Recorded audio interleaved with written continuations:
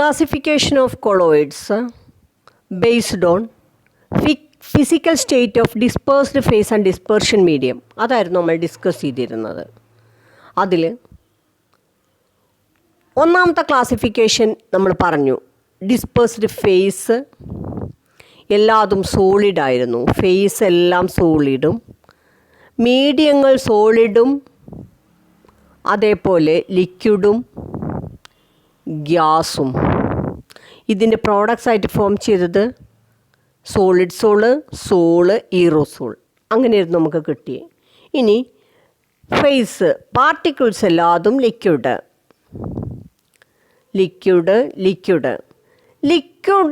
Particles dispersed in solid medium. സോളിഡായിട്ടുള്ള മീഡിയത്തിൽ ലിക്വിഡായിട്ടുള്ള പാർട്ടിക്കിൾസ് ഡിസ്പേഴ്സ് ചെയ്യുക. അങ്ങനെ കിട്ടുന്ന കൊളോയിഡിൻ്റെ പേരാണ് ജെൽ. നിങ്ങൾക്ക് എല്ലാവർക്കും അറിയാം ജെല്ല്, തലയിലൊക്കെ തേക്കല്ലേ ജെല്ല്. അപ്പോൾ ലിക്വിഡായിട്ടുള്ള പാർട്ടിക്കിൾസ് സോളിഡ് മീഡിയത്തിൽ ഡിസ്പേഴ്സ് ചെയ്തതാണ് ജെൽ. അതുകൊണ്ടാണ് അതിനൊരു ഫ്ലെക്സിബിലിറ്റി, ഒരു അയവ്.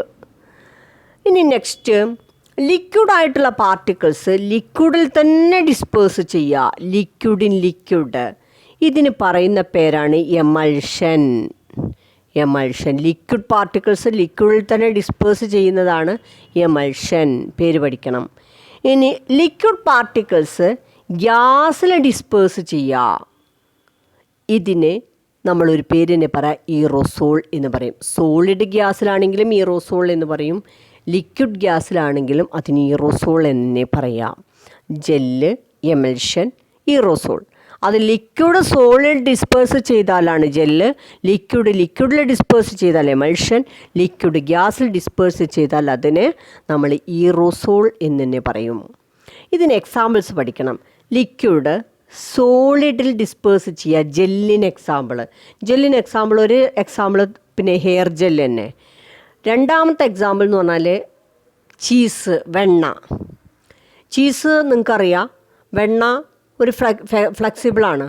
നമുക്കറിയാം എന്തോ ഒരു ലിക്വിഡിറ്റി അതിലുണ്ട്, പക്ഷേ ബാക്കിയൊക്കെ എന്താണ്, സോളിഡാണ്. നമുക്ക് കൈ പിടിക്കാൻ പറ്റും, ഫ്രീസ് ചെയ്ത് കഴിഞ്ഞാൽ അതിന് ഷേപ്പ് കിട്ടേണ്ടതൊക്കെ ഉണ്ട്. സോളിഡ് സ്റ്റേറ്റിൽ എക്സിസ്റ്റ് ചെയ്യുന്ന പോലെ നമുക്ക് ഫീൽ ചെയ്യുക, പക്ഷേ അതിൽ ലിക്വിഡിറ്റി എന്തോ ഉണ്ട് നമുക്ക് ഫീൽ ചെയ്യും. അതുതന്നെയാണ് ജെല്ല്. ഇനി നെക്സ്റ്റ്, ലിക്വിഡ് എമൾഷനാണ്, ലിക്വിഡ് സ്റ്റേറ്റിൽ തന്നെ എക്സിസ്റ്റ് ചെയ്യുക. എക്സാമ്പിൾ മിൽക്ക് എന്ന് പറയുന്നത് ലിക്വിഡിൽ ഡിസ്പേഴ്സ് ചെയ്തിരിക്കുകയാണ്, അതുകൊണ്ട് അതിന് ലിക്വിഡ് അപ്പിയറൻസ് തന്നെ ഉണ്ടാവുക മിൽക്ക്. തേർഡ്, ലിക്വിഡ് ഗ്യാസിൽ ഡിസ്പേഴ്സ് ചെയ്താൽ നമ്മൾ പറയും ഈറോസോൾ എന്ന് തന്നെയാണ് പറയാം. അതിന് എക്സാമ്പിൾസ് ഫോഗ്, മിസ്റ്റ് തുടങ്ങിയിട്ടുള്ള മഞ്ഞ്, അതേപോലെ മൂടൽ മഞ്ഞ്, ഫോഗ്, പിന്നെ മിസ്റ്റ് അറിയില്ല നിങ്ങൾക്ക്, മിസ്റ്റും ഫോഗും ഒക്കെ ഇതിന് എക്സാമ്പിൾസാണ്.